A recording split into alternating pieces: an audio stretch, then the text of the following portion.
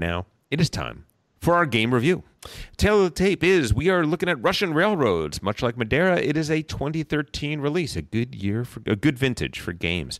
The designers are Helmut Olney and Lonnie Orgler, and the artists are Martin Hoffman and Klaus Stefan, and it is published here in the States by Z-Man Games.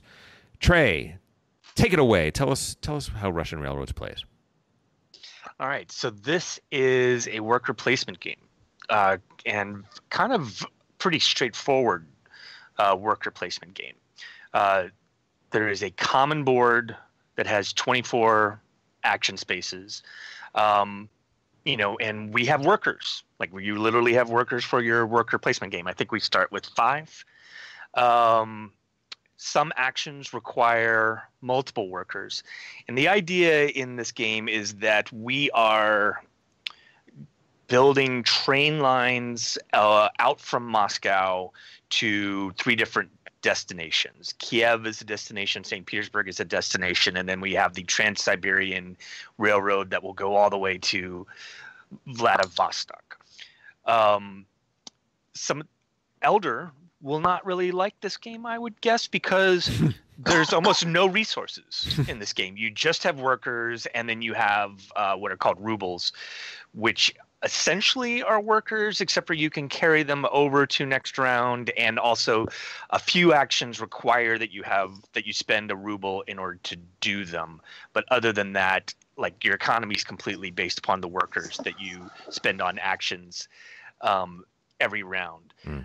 So on your turn, what you're doing is you're taking one action, which is always placing at least one worker on a space, and then kind of like carrying things out. So that's the common board that we all share. And then each player has an individual player board with these train lines that I talked about. So this isn't like other train games you played where you're going to have a common board and we're all laying track on a common board and competing. Each player board is completely individual, and I can't affect another player's player board, and they can't affect mine. We're all doing our own lines to Kiev or St. Petersburg or whatever. But the game of Russian Railroads, or at least a big part of the game of Russian Railroads, is this individual player board, right? Like it's a puzzle. And it's a pretty dense puzzle that, by playing the game, you kind of figure out, and through multiple plays, you start to learn the intricacies of like how to massage this puzzle in order to get the most rewards out of it. So one of the things to kind of explain in how this game works is you are spending your actions in order to extend these lines to the different cities. 2 of the lines are 9 tracks long. The Trans-Siberian line is 15 tracks long. And then to get points in the game, you score at the end of every round. But in order to score any of these lines, you have to have a train of sufficient strength to, like, if you have a 4-strength train on the line, it will only score the first 4 tracks on the line. Even if you've built further than that, it's only going to score the first 4 tracks. And part of what you're doing in this game is you're upgrading your track. Like at the beginning of the game, you can only lay black track, and black track awards no points, but it can unlock rewards, including better color track, which does reward points. So you need to lay down black track before you can lay down the gray track, before you can lay down the brown track, before you can lay down the cream track, before you can lay down the white track. But the white track is scoring tons and tons of points, whereas the black track is scoring none. But it's an interesting thing because you're scoring at the end of every round, and the game is 7 rounds long. You have this very interesting kind of ramp up in terms of your score. So it's very common in this game that, like, at the end of the first round, everybody might have scored a couple points, or maybe somebody scored 5 or 6. But by the 7th round of the game, players may be scoring over 100 points in a single game. And a winning score in this game might be 400 points or more. So in addition to those 3 lines, there's also a 4th industry track that kind of requires different action spaces in order to advance on. And along that industry track, there are factories which have these very powerful one-time powers. And one of the cool things that the game does in terms of balance and mechanisms is that there's a supply of trains that double as the industry. So that when you take a train or an industry, it's actually the same tile. And then you have a decision to make of like, okay, I've purchased a strength 2 train. Am I placing this as a factory that gives a certain power, or am I laying it on a line? And again, there's kind of like how the track, you have to do some kind of track before you unlock another type of track. We have to go through all the 2 strength trains before we get to the 3 strength trains, before we get to the 4th strength trains. And this goes all the way up to 9 strength trains, which are the best in the game. And then kind of like a final thing that's in the game is that there are engineers, which are essentially action spaces that you can get for yourself that only you can take. And there's a lot of competition sometimes to kind of secure these personal action spaces that you can then, count upon for your engine for the rest of the game. So the core thing the player is engaging in this game is that it's a worker placement game in which I'm competing with other players on the common board full of action spaces. And then there's this personal board, which is a puzzle that I can unlock through a variety of paths. And that's where the richness of the game is. And I would say that like the appeal of the game, and maybe also like the barrier to entry on the game, is that the personal board is like deciphering this board is a puzzle, and it's a very interesting puzzle, but it's also kind of a static puzzle where like there's no randomness in how this board is set up, and to master the game requires like multiple plays.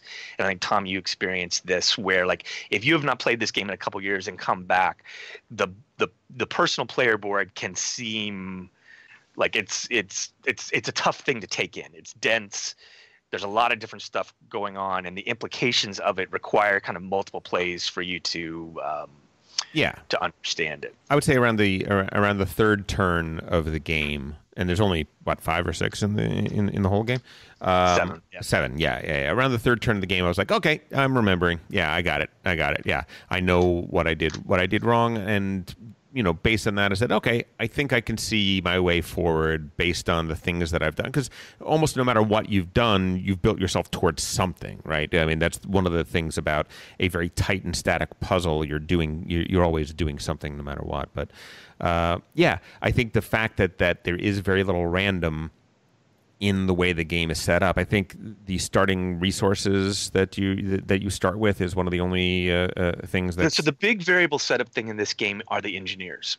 I think there's Paul, do you know this? Like, there's like maybe like 11 or 12 different engineers, but there's only like 6 of them are going to be in the game. Yes. There's the number of engineers equals the number of rounds. Gotcha.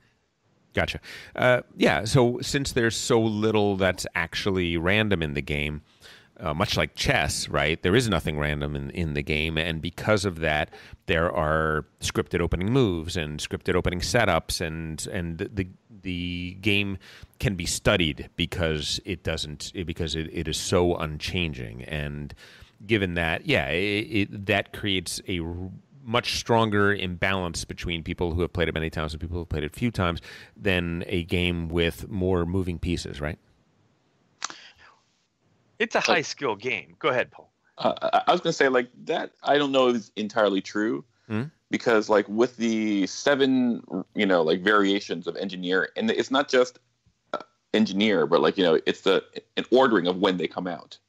Right. Like what you're gonna find is that like the optimal strategy changes with each, with your position and your and how they've laid out. Each game is going to be played very differently depending on when the engineer is going to come out. Like there's like weaker engineers that are A engineers, and then there are B engineers. But within that, even the what you call it, the variation in that coming out will drastically change what you should be planning on. So like I feel like with that, though it's contained its variability, the variability there has such a huge impact on the game.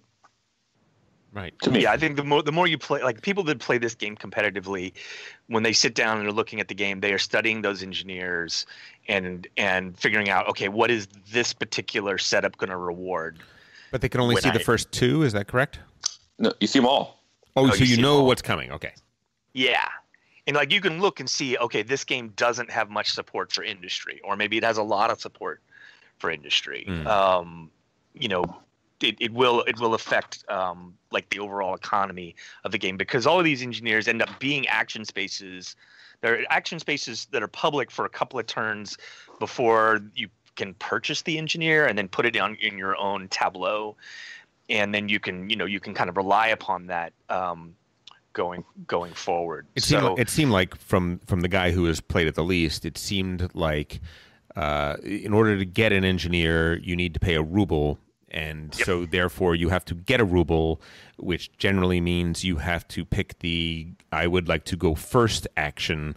So because the first action in not every round in our game, but definitely I believe for the first 4 or 5 rounds at least, getting rubles was the first action, because even if you're not going to use it for the engineer, a ruble is essentially a spare worker that you can save from round to round, and you can use them as a worker whenever you need to. Is that correct? Yeah, that's right. I mean, and taking an engineer is one of the premium spots. It's not an autoplay. I think we were concerned that there were a certain amount of like autoplays in the game, and it's definitely the case that different worker placement spaces in the game are definitely more valuable than others. But that's kind of part of the bones of a worker placement game. Sure. But I don't think it's automatic, and there definitely is. I think also what you're referring to, and we'll talk about this a little bit in the host segment, is like there can be some queuing up. Like if you are prioritizing getting a certain engineer, then you do need to probably make sure you have a ruble, and then you're looking to grab start player, and like when do you do that? Because there's an opportunity cost in like using your action to grab start player. But those are all like valid decisions that are kind of standard for worker placement games, and like especially, I mean, it already sounds like Agricola, right? Like that kind of queuing up to do family growth, to build the room so that you can then do family growth. This should feel pretty comfortable for people that played Agricola, and in fact, like that's one of the observations I made about this game when I was thinking about it, is that this is definitely a game that is, I think, heavily influenced by Agricola. That you strip off the train theme, there's a lot of Agricola bones underneath it, and maybe even some design decisions that were made in reaction to Agricola, like trying to preserve the things that people like about Agricola while addressing the problems that they have. But you do have a lot of the same dynamics, and you do also have this individual player board that other people can't affect, in which you're growing out your tableau over the course of the game. It's different than Agricola, but it's still like you start with a blank slate, and then it's like, how is my game going to play out on my personal tableau that has a lot of things in that are similar there. Right. Huh.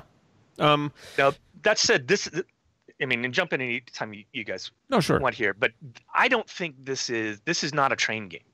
No. Like this is a train themed game. It is certainly not a rail game.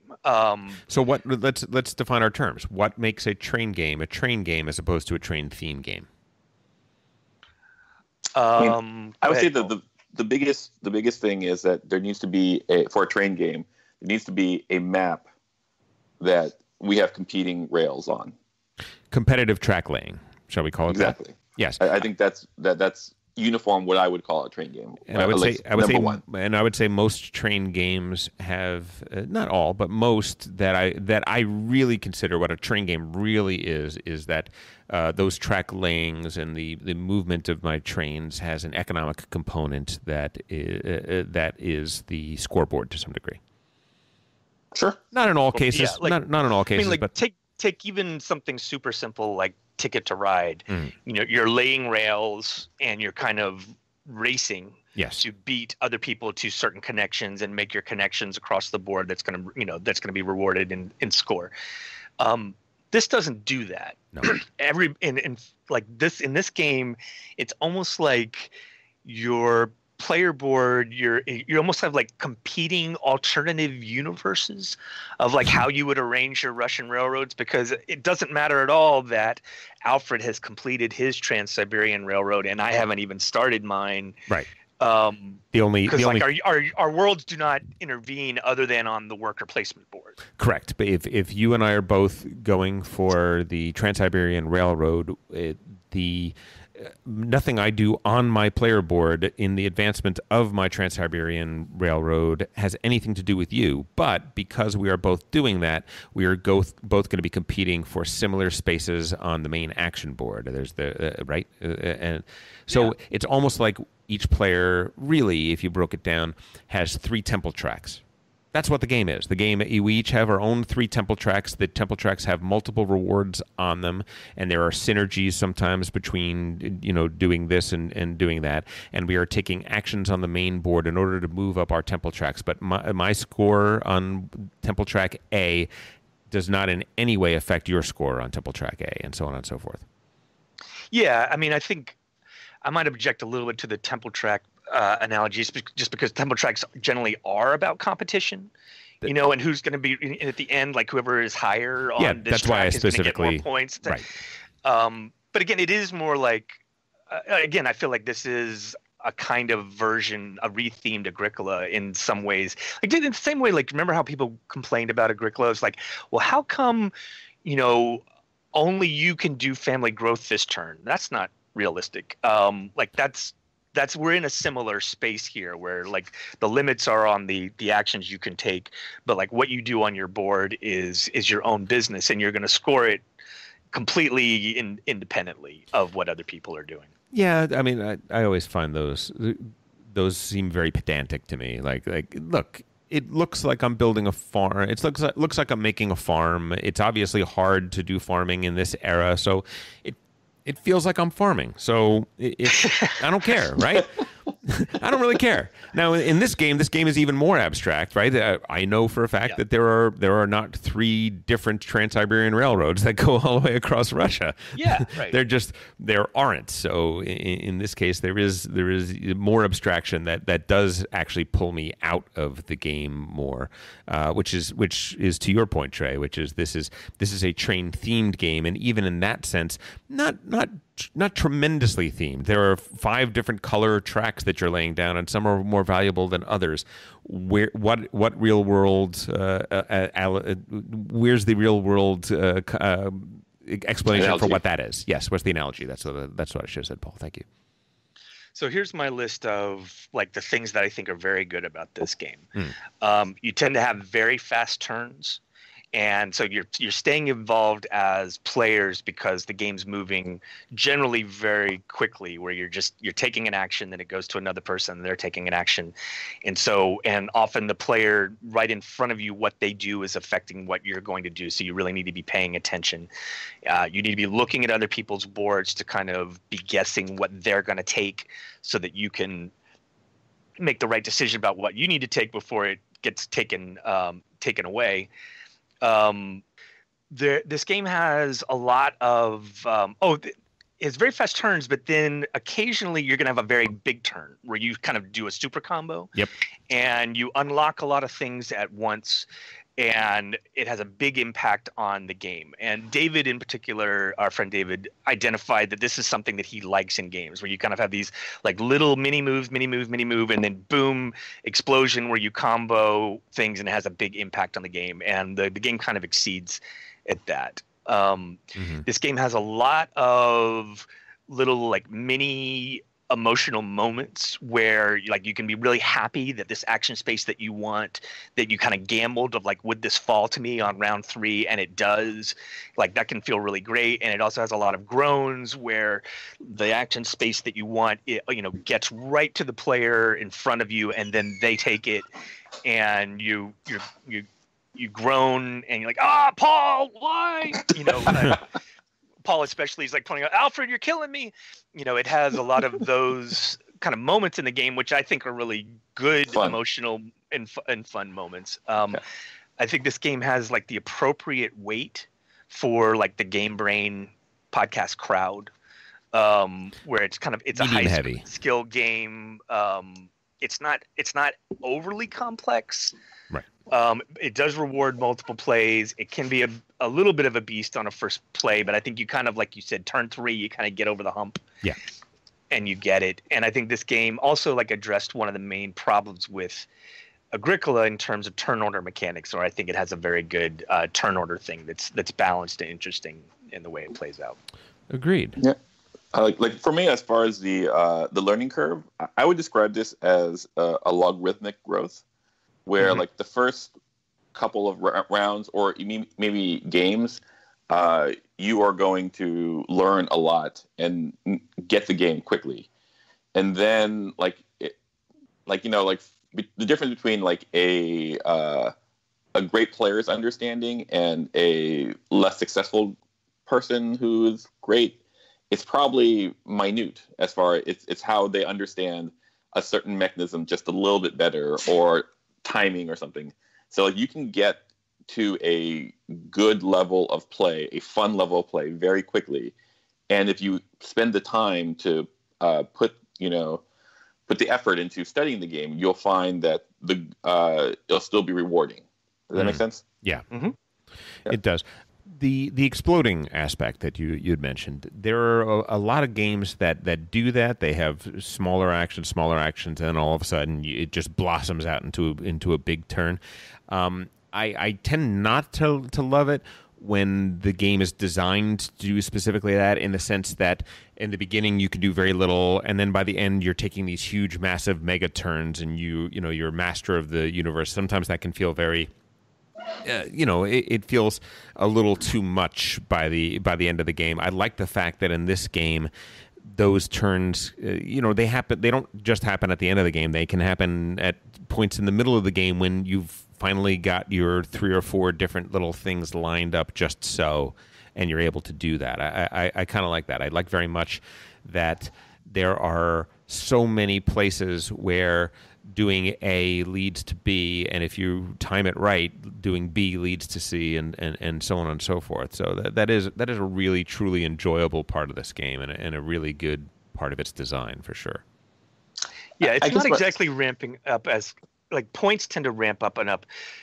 It's more that there are these kind of end game rewards that you can trigger at certain points, where you have this mega turn that's going to define your game, but then you actually then go back to just doing standard worker placement stuff again, and it kind of it creates this heartbeat of little turn, big turn, little turn, little turn, little turn, little turn, big turn, rather than like you're talking about, Tom, where it just ramps up in complexity. And like we've all played those games where suddenly like we're in the final round and everybody's turn is taking 15 minutes. Yeah, like that's not what this is doing, and that's annoying. But go ahead, Paul. I was going to ask us, ask you guys, like, when this first came out, I think it's got a lot of heavy play in our group. I think we played, and then what burnt us out about it? Do we remember anyone? I don't know. Yeah, well, I'll say a couple things. First of all, we get other games and we play other games. Sure. We play a lot of different games, and so deep, not wide is not something easy for us to do, because we've got a pretty big collection and turnaround, and we do play the new games. And one of the reasons we created this podcast is because basically we're already doing the podcast every time we have a game now. Like, oh yeah, you played that? What was that like? And we were basically reviewing it around the table anyway. But also, they came out with German railroads, and then after that, they came out with American railroads. I've played both of them, and they're both interesting, but they kind of cannibalized the original for us anyway, right? We played a few games of the one, and then moved on. German railroads introduces coal as an element, so taking a step toward Elder, it has a resource that has some value and plays in some very different ways. And then the American one introduces a stock market, which it could not be a more basic stock market. Essentially, when you build certain rails to certain points, you move up a stock track, and the first person to move to the next level of the stock track chooses what the benefit everyone who gets to that level is going to get. So there's sort of like a 7 or 8 tier little bonuses that you get by doing that, and you can order those bonuses if you're ahead of other people on that track. So I would say that I thought both expansions were quite good and all that sort of stuff. I just think at the end of the day, this is a very solid game, but it's not a game that drives me crazy. It's not a game like, oh my God, I can't wait to play this again. I think it's a really, really solid game, but it's not. There's something, it just doesn't have that special quality for me that makes it groundbreaking. Like, I'll never, if somebody says I want to play Russian Railroads, I'm never going to say, nah, I don't want to play that. I will always play this game pretty much, right? But it's not the game that if I'm recommending a game, it's probably not the one that's ever going to be on my lips. Does that make sense? It's totally, I have actually a very similar reaction to it. The way I would describe this game is it's sleek. It's a sleek, sexy game, and in its own way, because it's so much that it isn't sticky for me. Does that make sense? Yeah. Its sleekness like makes it so that I really respect it, and I go like, oh, I have fun playing, and the same with you, I wouldn't say no to it, but it doesn't capture my imagination in a way that other things would. But that's just me. What about you, Trey? Yeah, I wonder if like what you're talking about, Paul, I think our group really values interactivity. Yep. And this game is probably falling short on, like, we do kind of like the more brutal aspects of Age of Steam. And like in our rail games do have a lot more kind of like conflict and interaction for good or bad. And this one's kind of safer, where like you're just jostling over worker placement stuff, which is good. But you might, especially because you enjoy that social aspect. Sure. Like I think that's going to be frustrating to you that you can't bring more pressure to bear on other players in the game when you see what they're doing, and can you deny them? Absolutely. That type of thing. I think, Tom, I come down pretty close to you on this, where I would say that this is a very good game. It's not a great game for me, and it falls short of my desire that a game's theme marry its mechanics. I think we talked, before. Like, I don't think the theme is actually a good match for the mechanics, and that kind of it's one of the things that keeps it from being great. That said, I think when we looked at like doing this as a review, my opinion of the game has improved since I decided to review it. And like there is more depth there. Having watched, I think I experienced a little bit of like the Paul's Netrunner thing, where, and this maybe even addressed like why did we stop playing Russian Railroads a few years ago? Is I think we thought that there were kind of like there's only 2 strategies in this game. Like that seemed to be the takeaway from the thing. But like now that we've played it more and seen, and I've watched better players play it, I kind of realized that it's not true, that there is a lot more depth and subtlety, and so some amazing kind of strategy that can be accessed here. It does take a lot of investment, but it is there for people that want to put it in. I think you could have easily rethemed this to like maybe a city building game or something. Like just something about that does bug me, that like this whole thing about you got to do gray track before you do black track before you do brown track just doesn't say rails to me at all. Like there's no, like that shouldn't bug me, and it doesn't bother a lot of players, but it does. It doesn't say anything is what it is, right? It has no real world correlation. Yeah. I think we do want that. I want that in my games a lot of times. So yeah, and it's weird. Like we have 4 different versions of the Trans-Siberian, rail lines. Like no, that's not.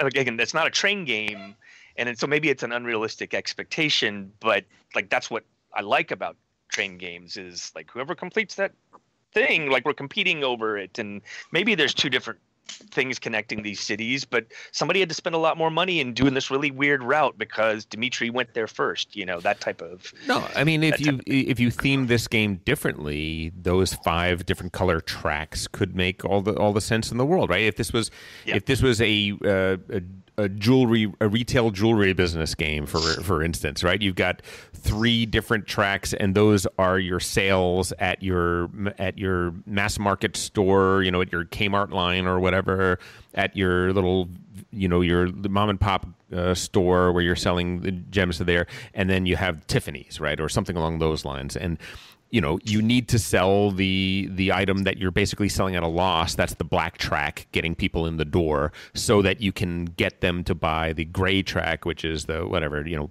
the silver items or whatever, and so on and so forth. So there are ways that could work. There's 50 different directions you could have gone to. Absolutely. That would have been as good or better than trains. But I'm curious what Jennifer would have thought about this game. Well, I'm curious what she thinks. You know, like she's big 18xx head, right? Yeah. I don't know. Let's say who this game is for, because we don't dislike the game. I mean, we're kind of almost damning with faint praise. So let's say this: if you are a person that is a medium weight gamer, like you're not, you know, when we start bringing out the heavy titles, you're like, yeah, that doesn't really sound like it's for me. If you're more of a medium weight gamer and you like worker placement games, you know. This is something you should definitely consider. It is a worker placement game that works very well and that is surprisingly deep. That you can play this for a long time, and there's still discovery. Yeah, there's still mountains to climb. Exactly. Yeah. So seriously consider this game because it's really good, and the expansions are worthwhile. They're quite good as well. Of our group, only Alfred put this on his top 20. And Alfred does love it, but he's the only one from Game Brain that put it on the list. That said, I think it's a good fit for our audience, for the Game Brain podcast. Like, this is in the wheelhouse of, you know, although we have a pretty, you know, wide group, but like, sure. You know, medium heavy Euro, yes, this is it. Yeah, actually, probably a medium Euro that plays heavier than it is, which is, you know, it checks a lot of boxes for us. It really does.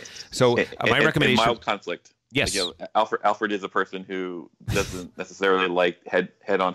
You know, and so when you mentioned that it was me, like Alfred and I are on the opposite ends, and I think he's really fast at this game. He knows exactly what he's doing. It's crazy. Like, as far as, like, you know, we measure time on Board Game Arena, and like I'm double him, you know, and that is because that's not because I'm like taking like hours. It's because he's taking seconds.